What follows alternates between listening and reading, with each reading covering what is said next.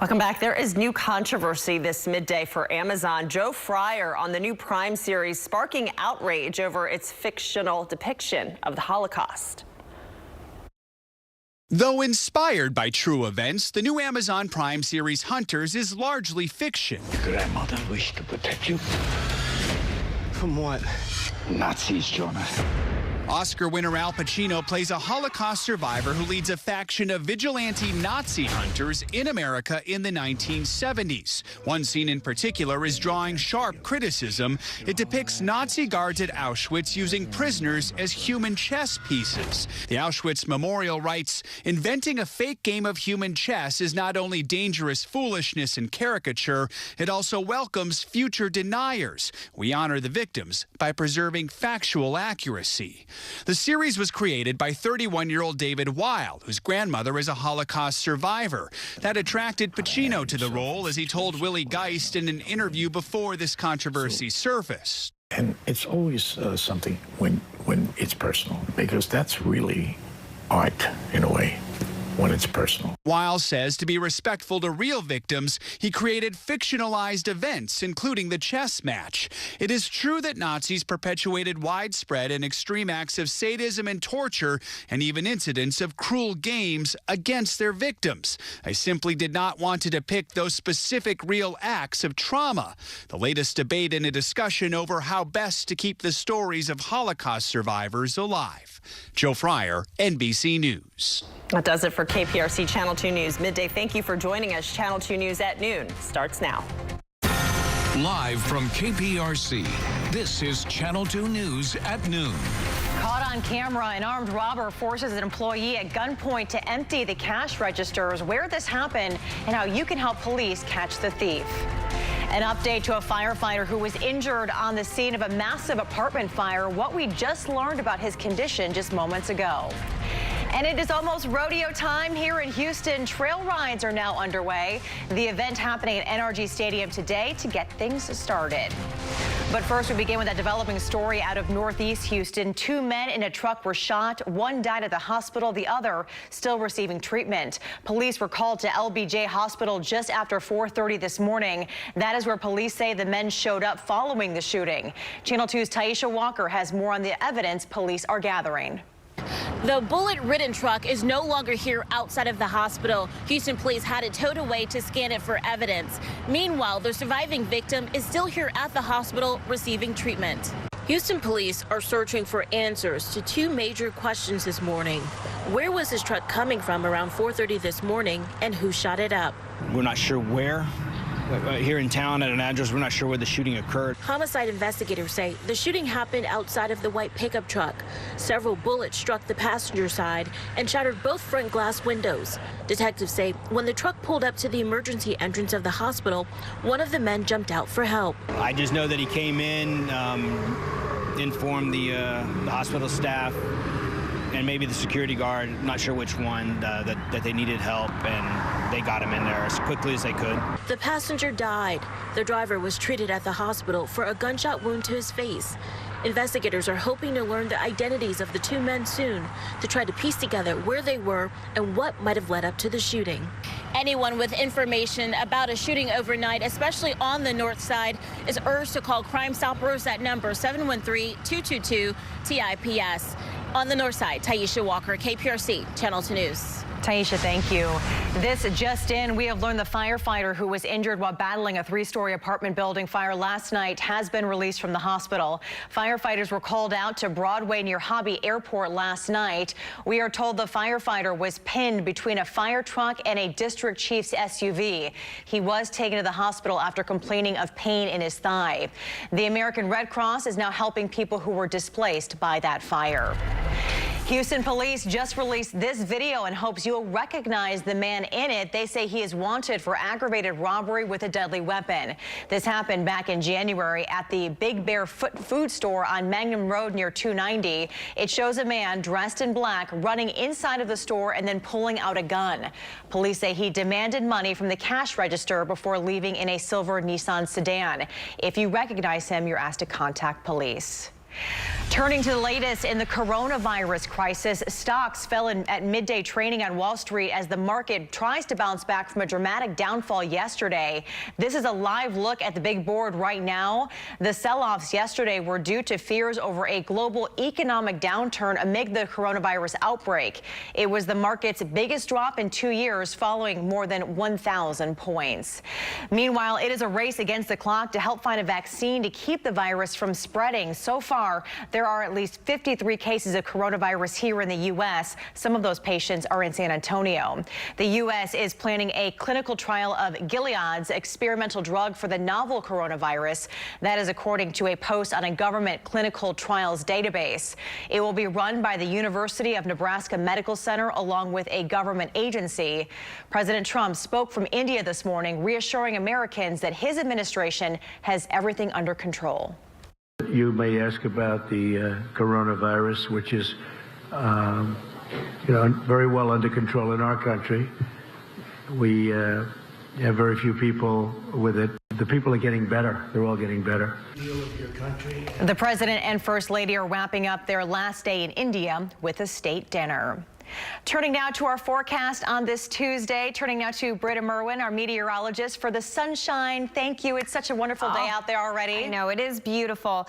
Big changes coming our way tonight, and you're going to feel the difference tomorrow. So soak it up, enjoy it. This is a live look over downtown. A lot of sunshine out there, and temperatures are currently in the 60s. You might want a light sweater. That's pretty much all you need for lunch hour. This is another look outside from our tower camera. So this is the southwest side.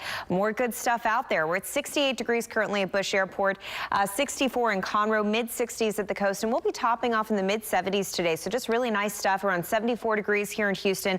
Look at tonight, though. We really start to cool things off. We're in the 50s by 1 a.m., and that is just the beginning. A very cold blast of winter air is heading our way. We'll even have freezing temperatures in town, Christine. I'll time it out coming up. All right, Britta, thank you. New developments now in a crash that killed 3 people in northwest Harris County. The man charged with causing it appeared in court this morning. Gregory Allen Smith is charged with 3 counts of intoxication manslaughter. Deputies say he was driving while intoxicated earlier this month when he crashed at the intersection of Antoine Drive and the Beltway Service Road. A father, his daughter, and grandson all died. Channel 2's Vincent Crivelli has more from the courthouse.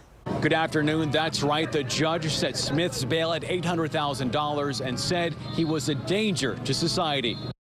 Smith is charged with 3 counts of intoxication manslaughter and 1 count of assault on a public servant. Each count carries a $200,000 bond. Smith appeared before the judge, shackled, disheveled, and in a wheelchair. His first appearance has been pushed back twice due to Smith being hospitalized. 30-year-old Smith is accused of driving high on PCP and causing a deadly crash earlier this month. Authorities say Smith blew through a red light, smashed into 2 vehicles. One of the vehicles, a van, burst into flames. Inside, 3 people died. A grandmother, mother, and her baby. Sean Tier, head of the DA's Vehicular Crime Division, says he's working to upgrade the manslaughter charges to felony murder. What we have right now are 3 charges of intoxication manslaughter. As I said in court, those charges are likely to be upgraded in the next week to 10 days. And Gregory Smith's defense attorney. He believes that this was exactly what it was, an accident, a tragic accident. And once again, he's very remorseful. He is torn up about the loss of life. And if Smith is convicted of 3 counts of intoxication manslaughter, he could face up to 70 years behind bars. If he's convicted of felony murder, he could face life. Reporting downtown, Vincent Crivelli, KPRC, Channel 2 News. Vincent, thank you. An update to a story we've been following since yesterday. A 15-year-old boy has now been charged in the shooting of his 5-year-old sister. Police say the teen turned himself in last night. The shooting happened at an apartment complex on West 34th Street near Magnum Road. Investigators say the girl's mother woke up to the sound of a gunshot and found her daughter lying in the living room. She says she saw her son panic, pick up the gun, and then run off. The girl is expected to survive those injuries. We don't know what led up to that shooting. New at noon, Houston officials announcing a new initiative to reduce violent crimes. This is part of HPD's March on Crime. We want to reduce crime by targeting all violent crime with an emphasis on gangs, murders, aggravated assaults, aggravated robberies, and to focus on dismantling and disrupting gangs in our city. There will also be a series of outreach programs throughout the city.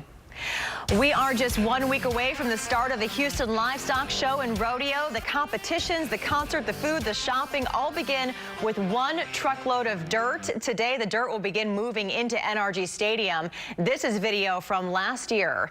The rodeo kicks off March 3rd, runs through the 22nd. But before all of that starts, there will be a barbecue contest starting Thursday. More than 250 team members will compete through Sunday. The Southwestern Trail Riders are continuing their rodeo tradition. Sky 2 flew over them earlier this morning. They had a beautiful start to the day for this. They started their journey last Saturday in West Columbia. There are 250 riders this year with 9 wagons. They are making their way to Memorial Park for the rodeo parade on Saturday. At the end of it all, they would have traveled about 200 miles, and safe travels to them. All or nothing, that is the feeling as Democratic candidates prepare for another round of debate in South Carolina. The strategy many are taking to help boost their poll numbers. And a live look outside at this lunch hour. Beautiful sunshine, comfortable temperatures. We're in the 60s right now, going up to the 70s. But winter, it is on the way. I'll let you know when freezing temperatures will be moving in. Britta, thank you. And dramatic rescue. A pony falls more than a dozen feet into a hole. How the owner says Flo might have gotten there. Next on Channel 2 News at noon.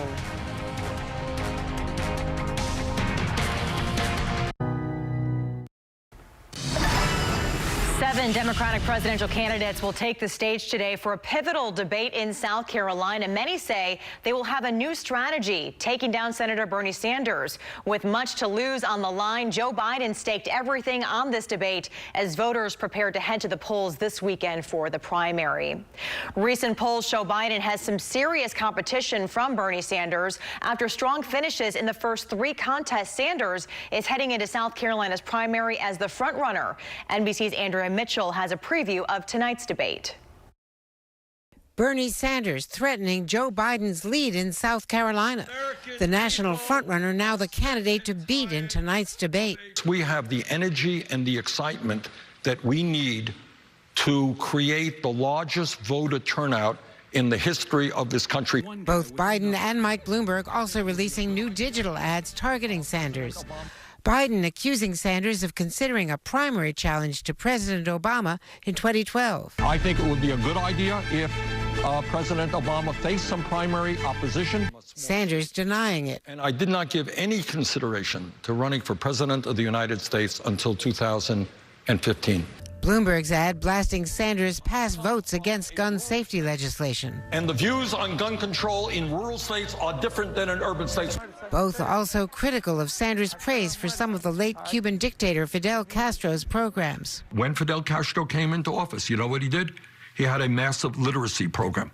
Sanders defending his comments. I have been extremely consistent and critical of all authoritarian regimes all over the world, including Cuba.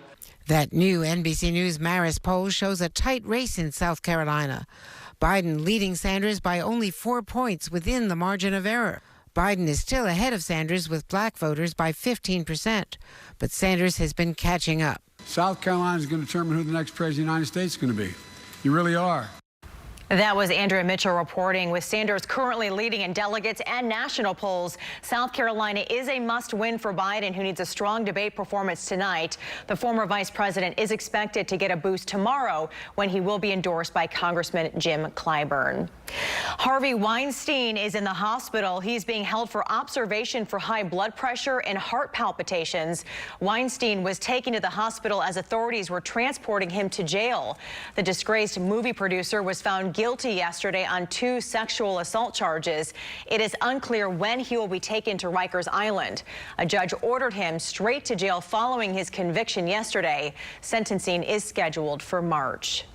A daring rescue of an award-winning pony that somehow got stuck in a hole. Check it out. The owner in Wales noticed the 3-year-old named Flo was missing. She found the animal in a hole about 12 to 15 feet deep, only her ears poking out.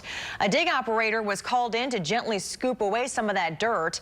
After about 20 minutes or so, Flo was able to climb out and was not hurt in the process. The owner says that area is known for coal mining back in the day, and the pony likely fell into a filled-in mining shaft. I'm glad Flo's okay. Well, it may be one of the biggest parties in the world, and it's going on right now in New Orleans. Mardi Gras is wrapping up, and the Big Easy and Fat Tuesday celebrations are already underway. Thousands of people, they gather, they drink, dance, indulge before fasting during Lent. Today marks the last day of the carnival season, and to make it worthwhile, the crews have been preparing for months. All right, and we want to get a check at our forecast. We had a beautiful weekend for our Mardi Gras Galveston parade, and we know there's still... It was beautiful. It really was. It was a little chilly down there on the island, but it was so nice considering that we saw a lot of moisture last week. Yes, that's for sure. And you know what? We're having a beautiful day today, so if you're still celebrating, get out there and enjoy it. We're expecting a big change coming in tonight. Winter is on the way. We're talking about gusty winds, cold temperatures, and a freeze in just less than 48 hours. So that's a live look from our tower camera. Wouldn't guess it. I mean, we're in the 60s right now, sunny skies. Oh, just soak it in. Really nice stuff for our lunch hour. Right now, we are in the low 70s between Bay City and Angleton. A little bit cooler in our northwest counties in the low 60s, and we're around 68 degrees here in town. We have a cold front moving through. We're going to stay south of that cold front, so we'll top off in the 70s. The cold air is going to hold off for us here in Houston until tonight. If you are going to be heading out and about, though, pay attention to the pollen count. Very high for tree pollen. We are in the thick of our spring allergy season, so we do expect it, but you want to make sure that you're prepared to take it on. Meanwhile, there's a look at our satellite. Clouds right offshore. Beautiful stuff. That north wind is kicking in, and it is going to be a cold blast of air coming up tomorrow morning. The wind is going to pick up. Our temperatures will be in the 40s, but it's going to feel like the 30s when you factor in that strong wind. As we go into the afternoon, only warming up to the 50s. We're going to keep it a little on the cold side for Thursday, but slowly and surely we start that warm up. That ridge of high pressure moves over to the east. That opens up the Gulf of Mexico with that south breeze to pull in a little more cloud cover, some humidity, and nice warm temperatures. 70s are back for this weekend. But the bottom is going to fall out Thursday morning. This is the coldest part of the cold snap. We're anticipating a freeze. This will be for Wednesday night into Thursday morning. A few of you might need to do a little prepping on your garden, especially for things that have bloomed a little bit on the early side. Freeze line going all the way down to I-10, but there's certain spots in Fort Bend County, Brazoria County that I wouldn't be surprised if they do hit 32 degrees. So just be prepared. It's a one-night thing, and then we're good to go. Here's a full look at that 10-day forecast. Low 70s for today.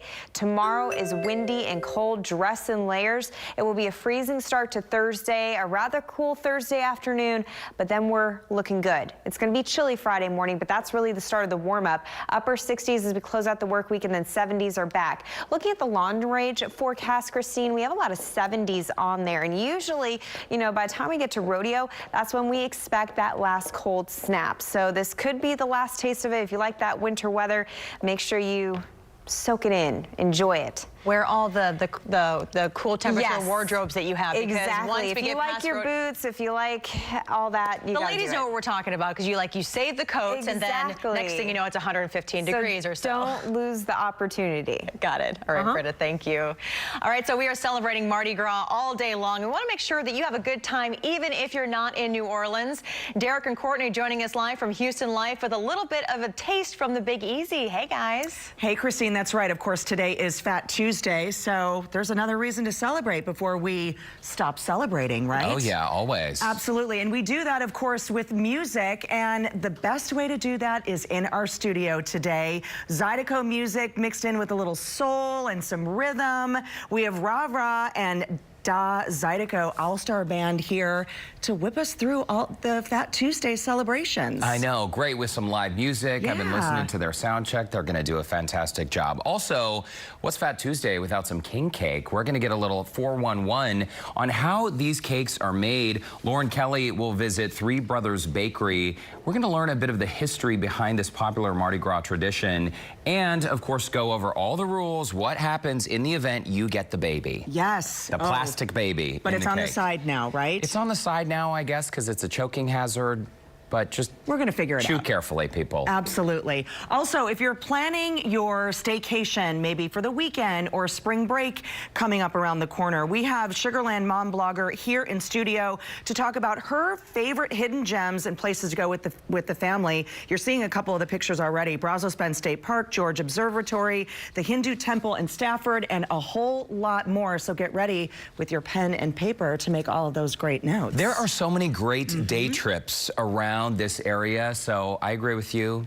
pen, notepad, and skip the airport, Christine. Just take a little road trip. Always taking notes, you guys. Look forward to seeing you at 1 o'clock on Houston Life. Sounds like a great show. All right, expanding the menu. Disney is adding more options for its visitors. Coming up, the partnership they landed and how it could boost sales.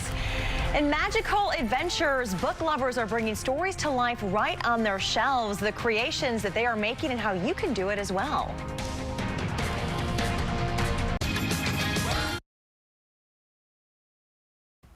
In the future of space, NASA's InSight lander is about to get a little help digging into Mars' surface. After nearly a year of trying, the heat probe hasn't had any success, so the mission team plans to use a robot arm on the InSight to press down on the mole. That's the mini pile driver designed to hammer itself as much as 16 feet down. They hope pushing it down will keep the mole from backing out of its hole on Mars. Disney is adding more varieties to park menus. It's partnering with Impossible's plant-based meal substitutes. They just made a deal to serve meatless options at Walt Disney World Resort, Disneyland, and Disney Cruise Line. Last year, Disney announced it was adding hundreds of vegan options. Now the company plans to add Impossible branded items to the mix. The partnership does not necessarily mean the Impossible meats will be at all the Disney restaurants, though. If you're a book lover, you might enjoy this next story. Check it out. Readers are turning their book nooks into a magical experience. Kai Van of Philadelphia created these imaginative worlds. He started on the project on Reddit and Instagram, and the concept has since gained a lot of traction. There are ways that you can create these on your own with DIY kits and tutorials on YouTube if you're interested. Getting a live look now at the Southwest Freeway. That sun is booming out there today. Britta will have another check at your forecast coming up after the break. But first, a live look at Wall Street and the big board.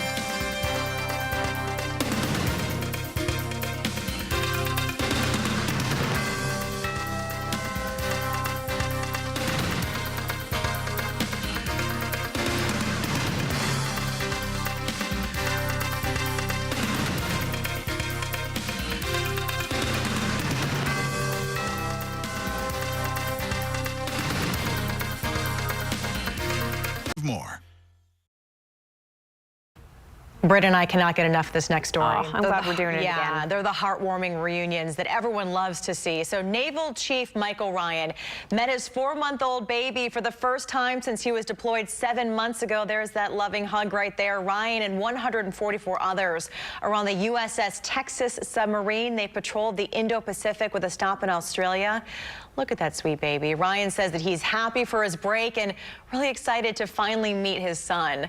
I love this so much. I always get teary-eyed when I witness these. I know. And thank you for your service and to all of those servicemen and women out there doing that. But the sweet baby, we love that. And a big thanks to the families. You guys are doing a great job. Weather today, very inspiring. We have sunshine out there. We're going to top off in the 70s. Winter arrives tonight, so be ready for it. I mean, tomorrow we're going to pick up the wind. Temperatures in the 40s tomorrow morning will feel like the 30s, and we have a freeze for Thursday morning. So relish in this now if you like the warmer temperatures. Enjoy it while we have it. All right, Britta, thank you, and thanks for joining us. Have a great day.